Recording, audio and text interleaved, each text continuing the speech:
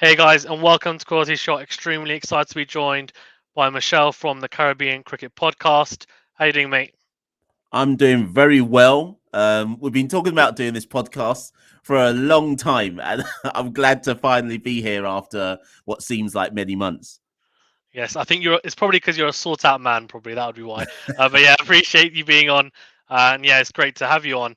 So look, I thought I had to get, you on. You guys are the experts from what I know anyway in the Caribbean field, and so I thought who best to talk to about the West Indies and yourselves. So Um, first of all, actually, I wanted to get your views on, I guess, the most recent matches, the warm up matches, which, being a Pakistan fan, I was quite happy about us guys beating you. But to be honest, I know warm up matches don't really mean much. And yeah, we beat you guys. But the most alarming thing for me was how you guys lost to Afghanistan yesterday, Mm. which was quite interesting, given that I know a lot of players have played in the IPL and obviously they've got some experience there.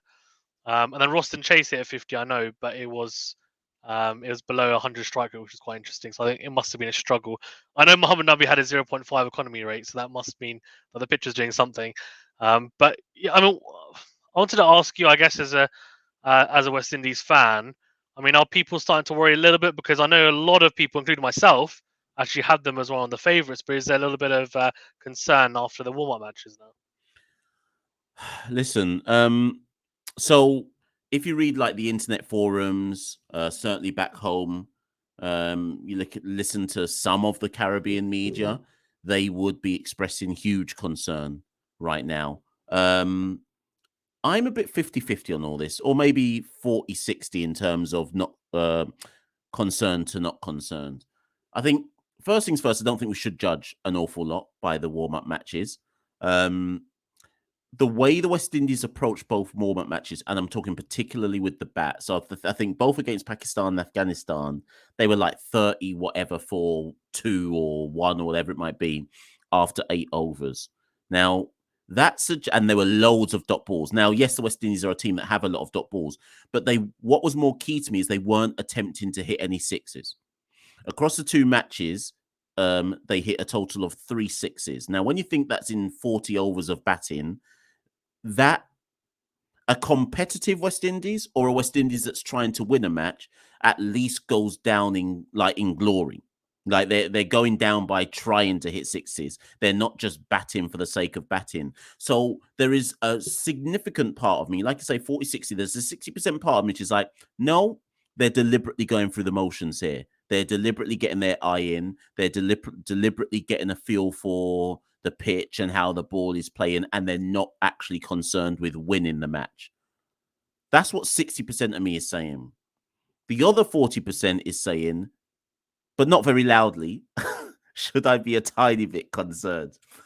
I still maintain that they're going to pull it together when it actually matters.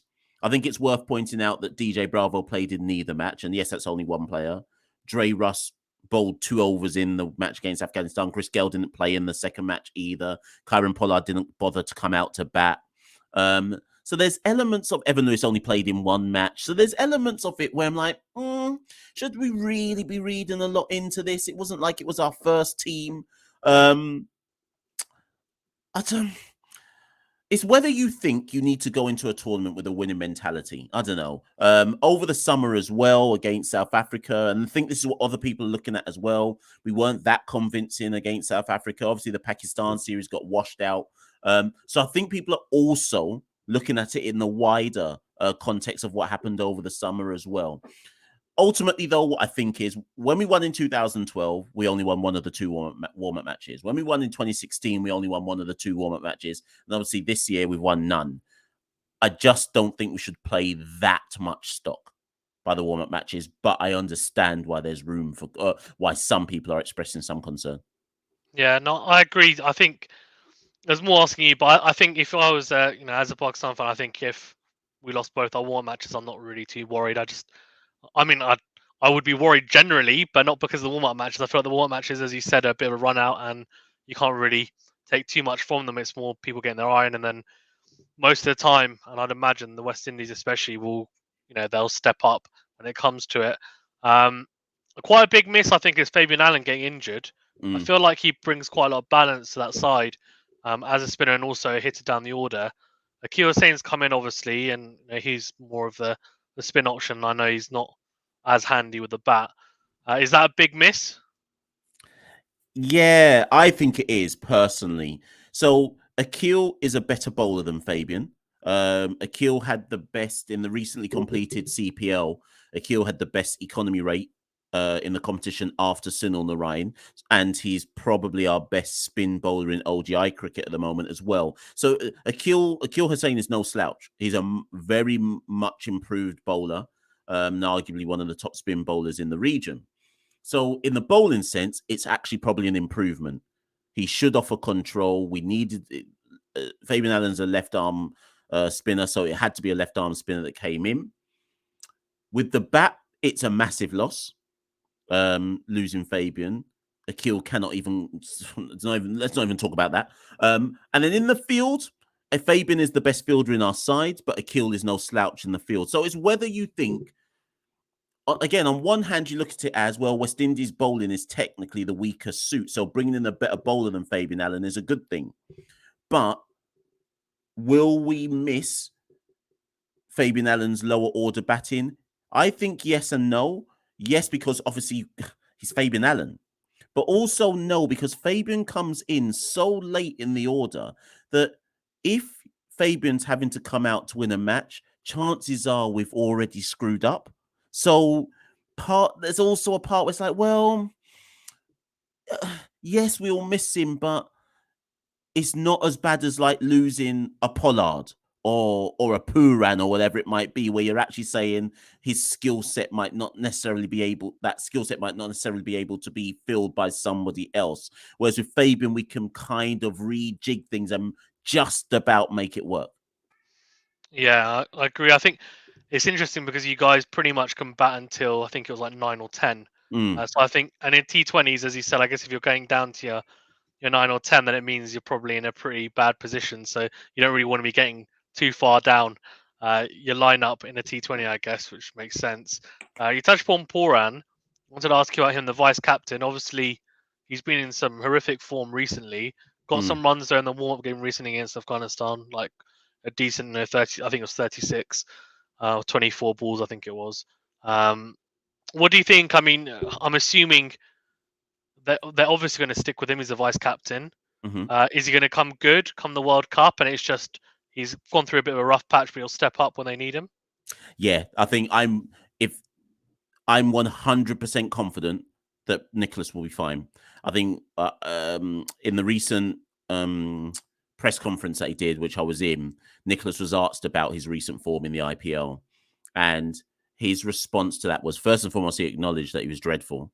But then he said he thinks that where he went wrong in the IPL is when he got a few low scores, instead of trusting his natural process, he tried to tweak a lot of things and try to find a new way to get out of the rut rather than trusting his tried and trusted process. And I think, yeah, although I've said, okay, the warm-up matches are just about getting your eye in, already from the mere fact that Nicholas got, was it 35 of 26 or whatever it was against Afghanistan, tells me he's probably gone back to basics and gone back to the process that works for him. So I'm not worried about Nicholas at all. I'd even go as far as saying I can probably guarantee that there'll be one match in the group stage that he wins for us. So Nicholas isn't an issue for me. No, that's interesting. Yeah, as someone who is a batsman, but obviously nowhere near this type of level, I can tell you that if I start trying to search for runs, then it normally means that it's not going to go very well. So yeah, that makes complete sense. From the cricketers I've talked to, the pro cricketers I've talked to, they all say that it's about trusting the process. So if he is, then I'm sure he'll come good. And he's too good, I think, not to come good. I think at some point for sure. Then there's a little dilemma, I think. Well, I say dilemma, but there's a lot of people saying, no, Chris Gayle should he be at 3? Obviously, there was the whole controversy even, as well, around him recently. He wasn't happy with some remarks that an ex-West Indian player made, legend. What do you think? I mean, a little bit too sensitive about it, but also a little bit maybe justified thinking, I've done a lot for West Indies and maybe I shouldn't be questioned too much. What's your take on it? So I get why Chris Gayle is angry. I think he's angry on a lot of levels, but primarily I think Chris Gayle is angry because this again is my opinion, but I think Chris Gayle feels that he's never really been appreciated in what is given to West Indies cricket. I think even if you think about worldwide, when people talk about Chris Gayle, they first and foremost talk about him as a T20 player only.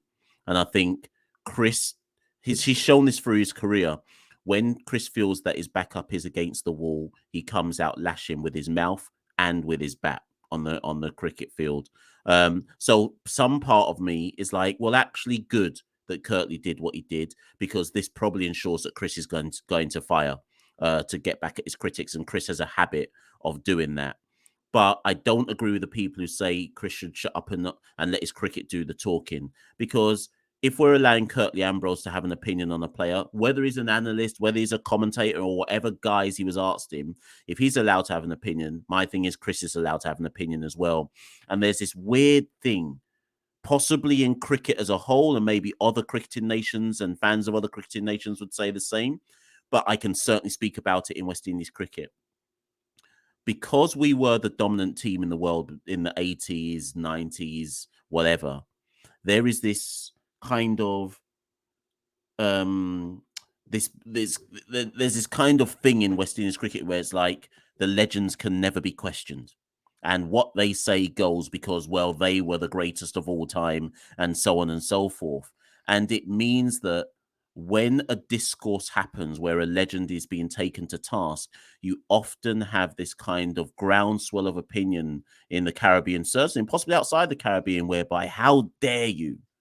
How dare you question them? You're like almost like you're rude, you're ungrateful, you're vulgar. These are the legends of West Indies cricket. And to extrapolate that into like just life, it's almost like a respect your elders thing, which is weird. That's really weird. Like, don't get me wrong, yes, as a child, respect your elders, but as a big person, as a big adult, why are you speaking and suggesting that somebody cannot stand up for themselves or say anything to someone just because they were a legend? It doesn't make any sense. Yeah. So whether Kirtley was right or whether Kirtley was wrong, whatever, but the idea that Chris should shut his mouth and not say anything doesn't make any sense to me. Yes, I would love to see Chris fire back by scoring some runs on the cricket pitch, but my thing is, yes, do that, Chris. But I'm not going to be censoring Chris Gayle and saying he shouldn't be able to voice his opinion and clap back at those who are criticising him. Yeah, agreed. It's probably a little bit of the rose tinted glasses when you look at the past, right, and people coming through as well.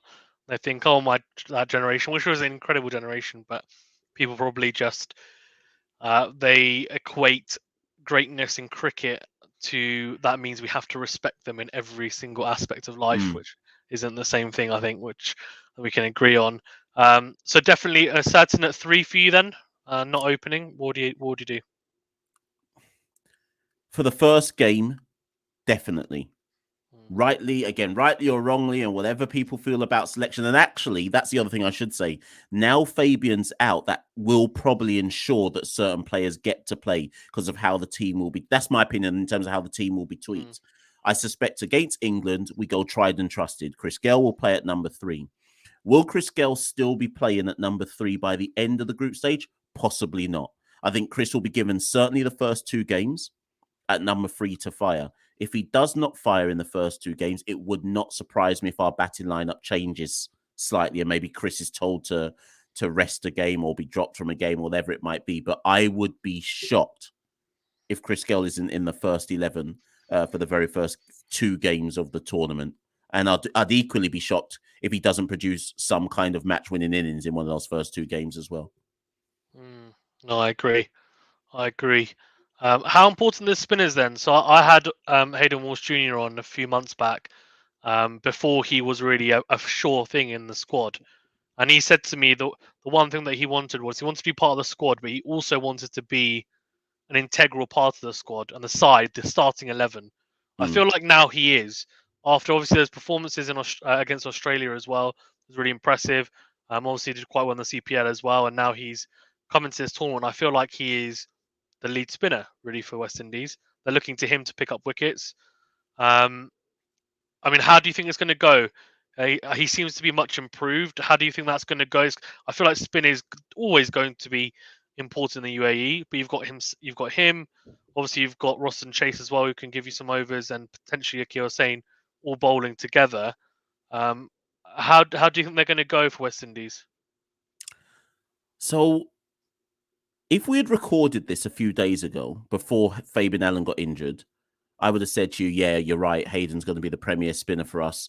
But now I'm not convinced because Akil coming in changes things because Fabian wasn't a premier spinner. He was a above average all rounder, right?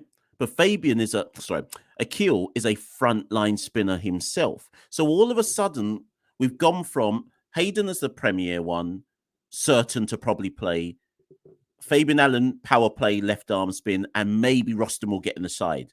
Now Fabian's out, we've brought a frontline spinner in.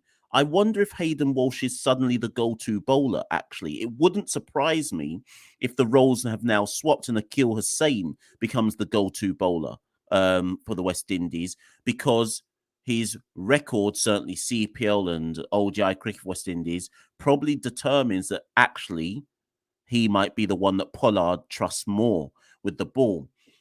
The other problem for Hayden as well, and don't get me wrong, Hayden was in my side, and I haven't decided if he's still in my side. But the other problem Hayden has got is if Akil plays and Hayden plays, there isn't space for Rampal and Obed McCoy. Only one of those two can play. So, or certainly in my team, when I looked at my team, I'm like, well, how do you fit the two pacers in then? So for me, I don't know if we're gonna go because effectively you would be going Hayden Walsh at 8, Akil at 9, Obed McCoy, Ravi Rampal. You're talking about everybody moving up a step in the lineup because of Fabian Allen being out of the team. Whereas I think they're only picking one of those spinners, and that Fabian Allen, so Dwayne Bravo then bats at 8. That's whichever spinner is at 9. Obed McCoy, Ravi Rampal, which then allows them to bring in the extra batsman at the top, which would probably be a Roston Chase. So they've got a few. There's actually more selection dilemma to this team now with Akil Hussain in than there would have been with Fabian Allen in, because you knew that Fabian was a lock in the side. So it's going to be interesting.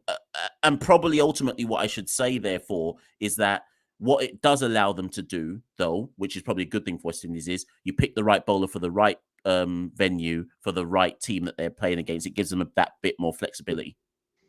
No, that's interesting. I guess if you play both spinners, it makes the tail a bit longer. And obviously Dwayne Bravo then probably has to bat at 7. Yeah. Which I don't know if they want to do that or not, which will be interesting to see. In the seam department, I have 2 questions actually. Number one was Obed McCoy has been really good, so I can understand why he's included. What I was slightly surprised about is the fact that Sheldon Cottrell didn't get picked. I know they're both quite similar, but Sheldon Cottrell's been very good for the West Indies for a number of years. I know he failed a fitness test on the recent series as well, so that maybe played a part. But he's been very good. Were you surprised he wasn't included? And then were you surprised that Shane Thomas was included? Yeah. Shane Thomas is the surprising one for me. I get why they took him because he's express pace.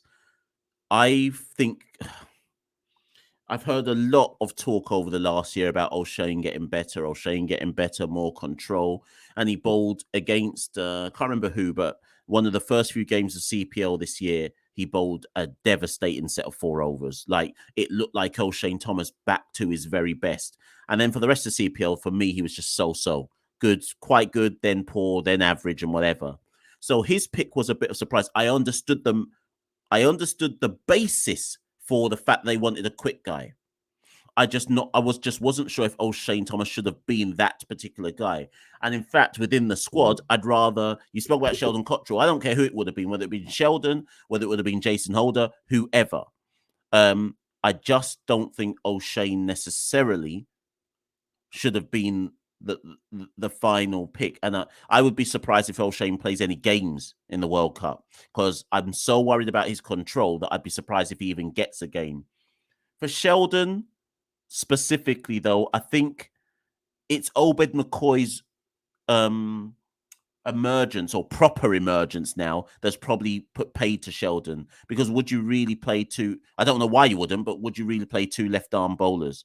And it's weird because you play right arm bowlers all the time, but all of a sudden you go left arm and go what? But would you really play two? They're that worried that they're going to keep on drifting onto the pads. That must be what it is. Yeah. Weird. So I guess they just looked at it as there isn't enough room for Sheldon and Obed when they knew that the other seamer was going to be like Ravi Rampal or whoever it might be. And then, of course, if Jason Holder's in the reserves, would you really have Sheldon Cottrell before Jason Holder? So there's a myriad of issues there. Yeah, that's interesting. And then I guess the last selection issue was Jason Holder, which I think I replied in one of your tweets, and I'm just a massive fan of Jason Holder. I understand T20 is probably not. It's probably potentially his weakest format, but I do think he is a good enough player. For me, I would actually have him in my low. I just think he offers too much as an all-round player. What do you think? I mean, would you have him in your 11, or is it just a case of West Indies have got so many good players, you just can't fit him in? About 4 or 5 months ago, I would have said that Jason Holder was a lock, and there was no way he was not going to. I would have said he was a lock in the 11. Never mind, in the squad of 15. Then he got rested for, I think it was the Australia series at home. Then he was awful, and awful is the right word. Then he was awful in CPL. His performances over the summer against, I think, South Africa and, well, we didn't even really play Pakistan, plus the CPL, I think he played himself out of contention. Whether that was the right call to make, because Jason Holder is Jason Holder, but the point is his form played himself out of contention. I don't think it should have played him out of contention for the 15, but it certainly, and I completely agree, played himself out of contention for the 11. And the reason why it did as well is because in that summer series, they had experimented with Dwayne Bravo coming up the order. And then in CPL, Bravo did it loads for St. Kitts, coming in at number 4, coming in at number 5 and playing pivotal innings alongside Sherfane Rutherford or Dominic Drakes or whoever it was. So I reckon when they looked at the whole piece, forget Holder the bowler, I think they looked at the whole piece and said, right, we need a right-handed batsman who can come in and kind of separate all the left-handed glut they've got at the top of the order. They knew that Bravo could do it if needs be.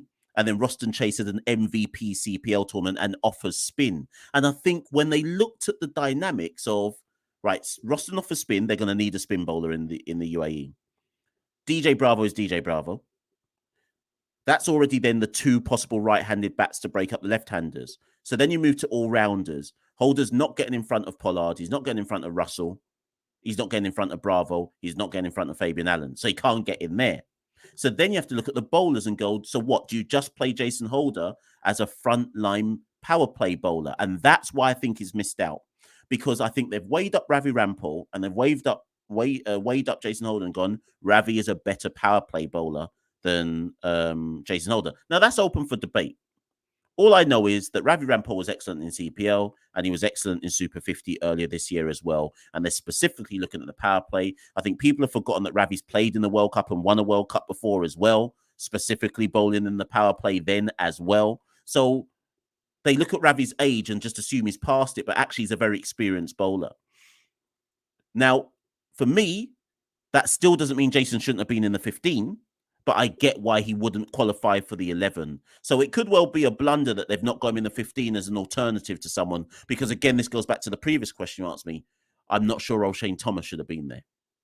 But but even then, they've probably looked at it as, well, O'Shane is the quick guy and Jason's not quick, like in the kind of like express pace way. So I can see rationales for all the arguments. Doesn't mean I necessarily agree, but I see the rationale. Yeah, I think O'Shane Thomas, if he was able to have control, is a big plus because I feel like each team needs an express bowler on some of these pitches that could be quite dead. So I think you need someone to get the ball to fly through, and he definitely gave me nightmares. I actually went to see the opening game of the World Cup, the ODI World Cup when Pakistan played West Indies, and you Mm. guys absolutely skittled us. And we drove down for about 5 hours, and it took about an hour and a half, and then we were back. So that was hilarious. But Shane Thomas ripped through us. So I just remember that and thinking, if this guy can just stay fit Mm. and keep his form, but he didn't either. So unfortunately, for a bit of time. Just to finish up then on the West Indies, chances of going back to back, winning it, and what do you think of the group as well? Obviously, England in there, Australia, South Africa. I mean, I think considering the two groups, I feel like South Africa and Australia are, okay, but England are very top side, and I think Bangladesh have now qualified for that group. Potentially, you Hmm. could have Sri Lanka in there as well. They top their group. What do you think? Get through to the semis, and then what chances do you give them of winning it? So, for the last 2 years, I've been shouting that West Indies are going to win the World Cup. By default, I've got to still say, like, I can't go back on it now. I've still got to say that they're going to win it. If I actually try to apply some logic to what's going on, we should, on paper, be making the semi-finals. On paper, Yeah, minimum, I'm saying. yeah, agreed.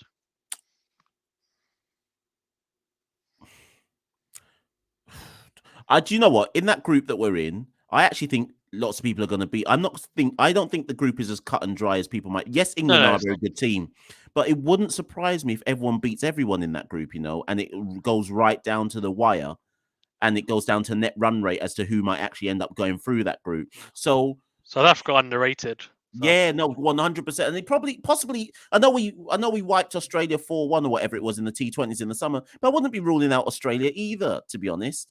And then obviously, whichever, I think Sri Lanka and Bangladesh might both be in our group. I don't know how it's actually Yeah, so working. so Bangladesh is in there, and then it's the winner of the other group. I think Sri Lanka, if they win their game tomorrow, they will be Okay, in that group as well. Yeah. yeah, right. So I can see teams all beating each other Mm. as a result.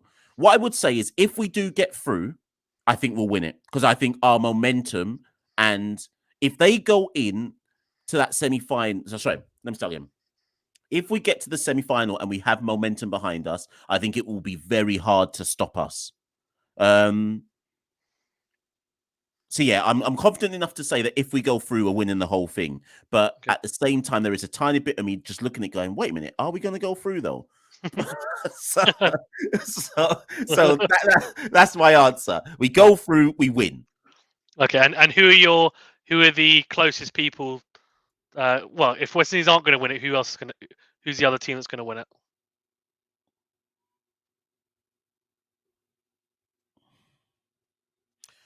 Okay, be prepared here. Okay.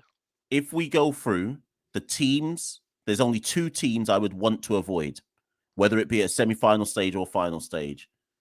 Afghanistan and Pakistan. That's it. I'm not afraid of any of the other sides, but I would want to avoid playing both of those two teams because I actually think both of those two teams can beat us on any given day. The others, I UAE. wouldn't be scared of India, wouldn't be scared of New Zealand, but Afghanistan and Pakistan, if we played them, I'd be like, we might lose this.